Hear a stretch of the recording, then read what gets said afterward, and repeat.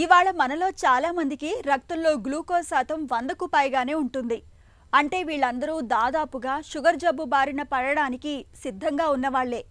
రక్తంలో గ్లూకోజ్ శాతం 100 దాటి 120 దిశగా వెళ్తుంటే దాన్ని ప్రీ డయాబెటిస్ అని, వాడుకలో ముందస్తు మధుమేహం అని పిలుస్తారు.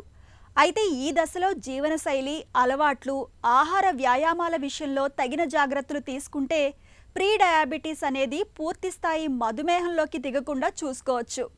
అంటే మధుమేహాన్ని చాలా వరకు వాయిదా వేసుకోవచ్చు. ముందస్తు మధుమేహ దశలో తీసుకోవాల్సిన జాగ్రత్తల గురించి ఇప్పుడు తెలుసుకుందాం. ప్రీ డయాబెటీస్కి మెడికేషన్ ఏమీ ఉండదు కాబట్టి మనం పాటించే జాగ్రత్తలు బట్టే అంతా ఉంటుంది. దీన్నే మనం లైఫ్ స్టైల్ మోడిఫికేషన్స్ అంటారు. ఫస్ట్ ఇక్కడ ముఖ్యంగా మాట్లాడుకోవాల్సింది మన బాడీ వెయిట్. మన బిఎంఐ నార్మల్ రేంజ్లో మెయింటైన్ చేసుకోవాలి. అంటే 18 to 24 మధ్యలో మెయింటైన్ చేసుకోవాలి. మనం ఉన్న ఎక్సెస్ వెయిట్కి ఆల్మోస్ట్ ఒక 5 to 7% వెయిట్ లాస్ మనం ఏం చేస్తే కనుక ఈ ప్రోగ్రెషన్, ఈ ప్రీ డయాబెటీస్ నుంచి డయాబెటీస్లోకి ప్రోగ్రెస్ అవ్వకుండా మనకి ఎక్కువ ఛాన్స్ ఉంటుంది. అట్లీస్ట్ వారానికి 5 రోజులు మనం ఎక్సర్సైజ్ చేయగలిగితే, ఫిజికల్గా యాక్టివ్గా ఉంటే కనుక అది కూడా మనం ఈ ప్రీ డయాబెటీస్ నుంచి డయాబెటీస్కి ప్రోగ్రెస్ అవ్వకుండా చాలా హెల్ప్ చేస్తుంది.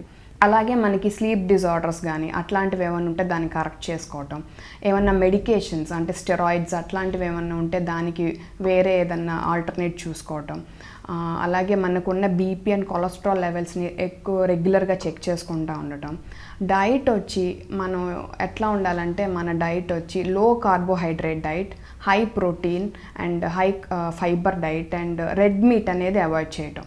సో చికెన్, ఫిష్ ఇట్లా ఓకే, కానీ జంక్ ఫుడ్స్ అవాయిడ్ చేయటం.